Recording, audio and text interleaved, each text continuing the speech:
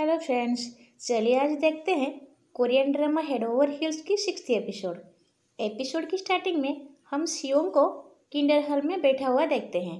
वो यहाँ पर काफ़ी सारी आत्माओं को देख रही होती है, जिसके बाद वो कहती है कि मैं तुम लोगों से नहीं डरती, मैं जिसे डरती हूँ वो मेरे पीछे बैठा हुआ है। वो गियोनू की बात कर रही थी, जिसके बाद गियोनू उसके पास आकर उसे बातें करने लगता है। वो वहाँ से उसे उठने के लिए कहता है, तो अभी वहाँ एक बंदा आ जाता है जो गियोनू से कहता है कि यहाँ पर और कितने विजिटर्स आने वाले हैं। गियोनू कहता है कि उसके पास ज़्यादा कांटेक्ट नहीं है, तो वो बंदा कहता है कि कम से कम 30 लोग यहाँ पर आने चाहिए। जिसके बाद समन यानी कि सियोंग ने भी ये बात सुन ली थी। वो जल्दी से अपनी मदर को कॉल करती है। वो उन्हें यहाँ पर आने के लिए कह पाती, तो उससे पहले मदर कह देती है कि वो अभी काफ़ी ज़्यादा बिजी है और कॉल को कट कर देती है। जिसके बाद सियोंग को समझ में नहीं आ रहा होता कि उसको क्या करना चाहिए। वो तुरंत जीहो को कॉल करती है और उससे पूरी ही बात बता देती है। नेक्स्ट सीन में हम सियोंग की मदर को देखते हैं, जो एक जगह पर गई थी। दरअसल यहाँ पर घोस्ट मौजूद है और वहाँ का जो ओनर है उस घर को सेल करना चाहते हैं। उस घोस्ट की वजह से उसे सेल नहीं कर पाते। दूसरे सीन में हम वहीं पर गियोनू को देखते हैं और वहाँ हम कुछ लोगों को भी देखते हैं जो काफ़ी ज़्यादा बुरे थे। दरअसल वो लोग उससे कह रहे थे कि तुम यहाँ पर क्या कर रहे हो, तुम्हें तो यहाँ से चले जाना चाहिए। मगरमच्छ के आंसू रोने के बाद वो लोग ज़मीन और जायदाद की बात करने लगते हैं। मतलब ये लोग काफ़ी ज़्यादा ग्रीडी है। गियोनू को उनकी बातों से काफ़ी ज़्यादा हर्ट होती है, जिसके बाद वो लोग उसे धक्के मार के वहाँ से भगाने भी लगते हैं। ये देखकर समन को यानी हमारी सियोंग को भी काफ़ी ज़्यादा बुरा लगता है और वो आगे आकर गियोनू को प्रोटेक्ट करने लगती है। लेकिन वो लोग सियोंग को वहाँ पर देखकर पूछते हैं कि यहाँ पर एक समन की क्या काम, तुम भी यहाँ से चली जाओ। जिसके बाद बेचारी वो कुछ भी नहीं कर पाती।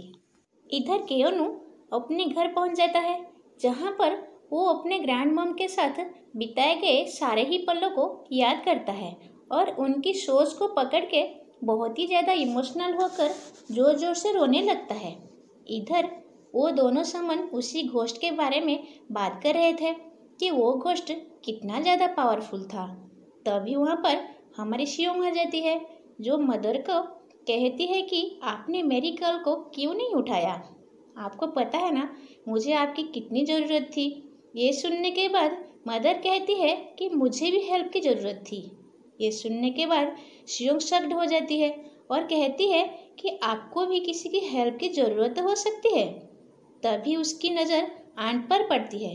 तब वो उन्हें अपनी पूरी स्टोरी बताती है कि कैसे वो अपने फर्स्ट लव को प्रोटेक्ट करना चाहती है। एंड यहाँ पर उसे एक सीक्रेट बुक देती है, जिसके अंदर उनके सारे रिचुअल्स और सीक्रेट्स के बारे में लिखा हुआ होता है। वो पूरी रात उसी के बारे में सोचती रहती है और नेक्स्ट मॉर्निंग उन सीक्रेट्स को सॉल्व करने की कोशिश कर रही थी। तभी उसके पास जीहो आ जाता है, जिससे वो सारा ही कुछ बता देती है और कहती है कि मुझे नहीं लगता मैं ये कर पाऊँगी। नेक्स्ट सीन में हम हमारी सियोंग को देखते हैं, जो कुछ सोचने लगती है और सीधे गियोनू के घर पहुंच जाती है और बहाना ये करती है कि वो जो पिछली बार यहाँ पर आई थी तो अपना कुछ सामान यहाँ पर भूल गई थी। इसी बहाने सियोंग गियोनू के हाल पूछ लेती है। वो दोनों बातें कर ही रही होते हैं तो सियोंग की नज़र एक सुसाइड घोस्ट पर पड़ती है, जिसका मतलब होता है कि वो घोस्ट गियोनू को सुसाइड करने पर मजबूर कर देगा। ये देखने के बाद वो काफ़ी ज़्यादा इमोशनल हो जाती है और उससे गियोनू की और भी ज़्यादा फिक्र होने लगती है। वो उससे कहती है कि तुम्हें यहाँ से नहीं रहना चाहिए। जिसके बाद हम देखते हैं कि जीहो एक की लेकर आता है और गियोनू को वो की देकर कहता है, ये तुम्हें देने के लिए कोच ने कहा है। फिर की को गियोनू अपने पास रख लेता है। नेक्स्ट सीन में हम मदर को देखते हैं, जो एक शव के अंदर जाती है और उनसे समन के बारे में पूछती है। मदर जिस समन के बारे में पूछती थी वो एक इन्फ्लुएंसर थी। वो समन को उसी शव के अंदर हम देख पाते हैं। उसके बाद मदर जब उनके घर जाती है वहाँ पर सियोंग उन्हें पूरी बात बता देती है कि कैसे वो कियोन से मिलने गई थी और उसने उसके घर पर सुसाइड घोस्ट को देखा था और वो कहती है कि मैं उसकी जान बचाना चाहती हूँ। सियोंग अपनी मदर को बोलती है कि प्लीज़ मेरी हेल्प कीजिए, जिसके बाद मदर उससे कहती है कि तुम उसकी जान बचा सकती हो, पर इसके लिए तुम्हें खुद एक तिलिस्मान बनना होगा और ऐसा करने के बाद तुम्हें हर वक्त उसके आसपास ही रहना होगा और याद रहे तुम उसके हाथों को टच भी करना होगा। मदर उससे यह भी बताती है कि कियोनो तो जीना ही नहीं चाहता, इसीलिए ये स्पिरिट यहाँ पर आई है। यहाँ पर सियोंग श्योर करते हुए कहती है कि वह जल्दी ऐसा कुछ करने वाली है जिसके बाद कियोनो खुद जीना चाहेगा। उसके बाद हम कियोनो को उसके अंकल के साथ देखते हैं।